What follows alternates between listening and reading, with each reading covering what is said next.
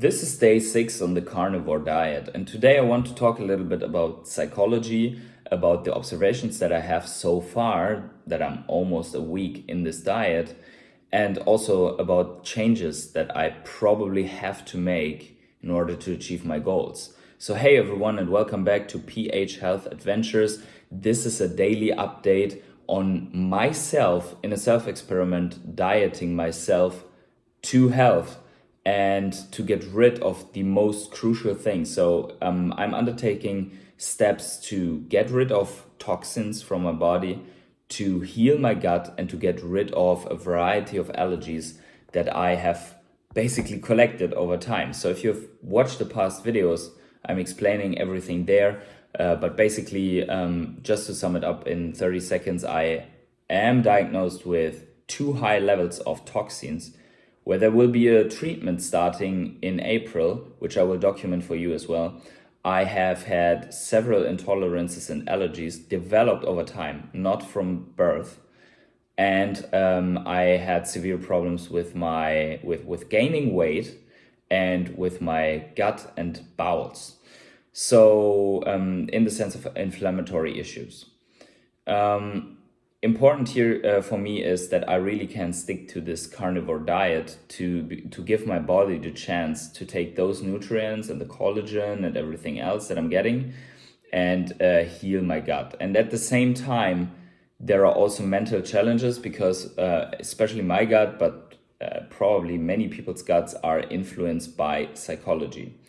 So I have a relatively stressful job in the sense of mental stress. Like there's a lot of responsibility on me, not in the sense of having power over other people's lives, but in terms of targets and goals and what has to be achieved in a company, right? So I'm not going to go deeper into that, but some days are good and some days are very stressful. So I have to handle that as well because I know it affects my body. I can explain it a little bit more how that is, and maybe you find yourself in this as well. And I can tell you what the difference is to my eating and style before, like including everything from sugar, about gluten, and all that normal stuff, regular stuff that everyone eats, right? To the 6 days of carnivore diet right now and what I'm observing in terms of psychology.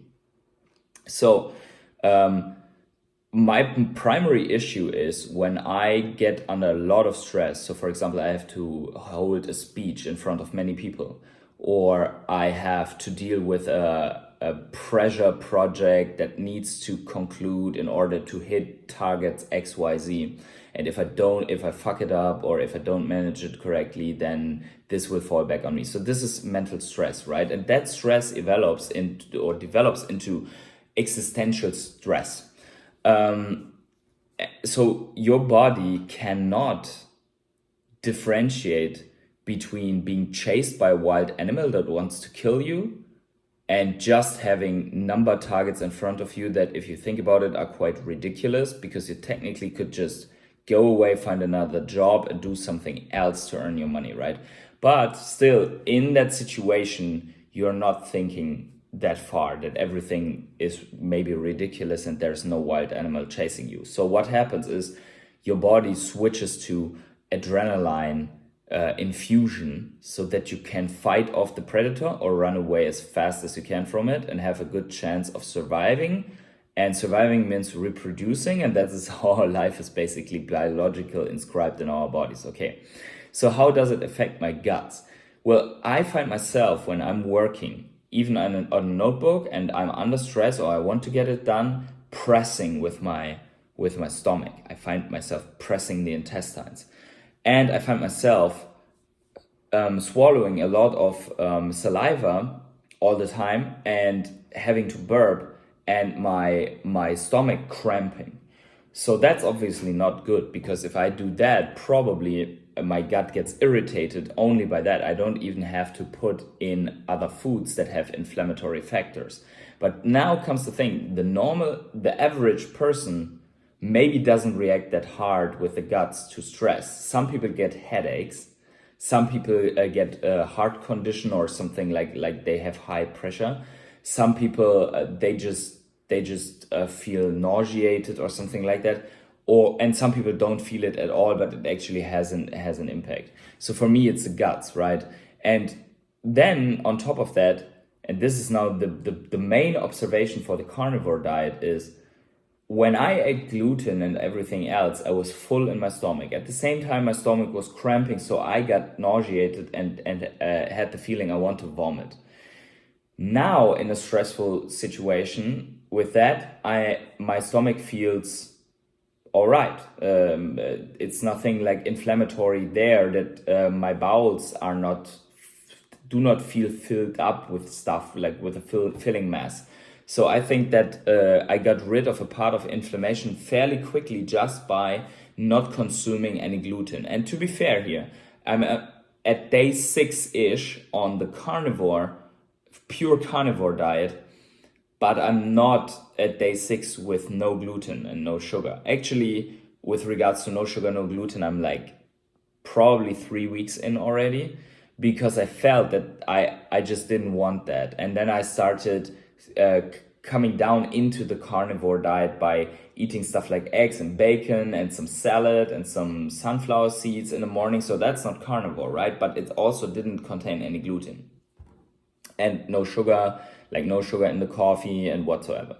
So so I feel that the impact of my psychological stress on my intestines and my stomach is not as high as when I consumed sugar and gluten. And I still drink coffee, stuff like that gets you accelerated, right? But bulletproof coffee with fats. And then I, for example, today, just to give a hint on the meals, I had the rest of a piece of meat, some eggs, and later on some sardines, and at night just a big fat entrecote with one more fried egg. That basically is it. Now let's talk about another aspect of the psychology here, and that is day 6 was hard. Because at the same time that I do carnivore, my girlfriend doesn't. So I'm cooking also for her. And having all these nice and juicy legumes, like I'm cooking a healthy, like keto style for her, but I have stuff like zucchini and rucola and pumpkin seeds and some walnuts and some macadamia and stuff like that. She can eat that, right? So she gets that. And when I see that, it's really hard to not eat that as well. So I cannot imagine myself only forever at that moment, like on day 6, forever staying on carnivore. But that's also not the objective. The objective is healing my gut, not staying on carnivore forever. And the other objective is to gain weight. What else did I do today? I was at the gym and did a slight workout. And what I feel is that when I work out, I relatively get into a state where I feel weak. Now, this could be the effect of the past virus still, so that I have that I get fatigued earlier, and because I lost so much weight that my body doesn't have anything to drain that energy from. And also probably I'm not eating the right quantities just yet, or maybe not before training, right? So now with the big fat entrecote that I just ate, something interesting is happening. So from normal, I get an energy boost, and I feel for the first time that my body is heating up from the inside. So before I was sitting here with more clothes on, and now I'm perfectly fine like this. And I mean, it's 1 to 0 degrees outside. Inside here is fine. So that is a big observation. In terms of my weight, nothing really has changed. So I just went to weigh myself. I'm at 55.1 or 0.2. So nothing really has changed, because these little fluctuations, we really cannot take them seriously, because you can drink half a liter water and then you have half a kilo more.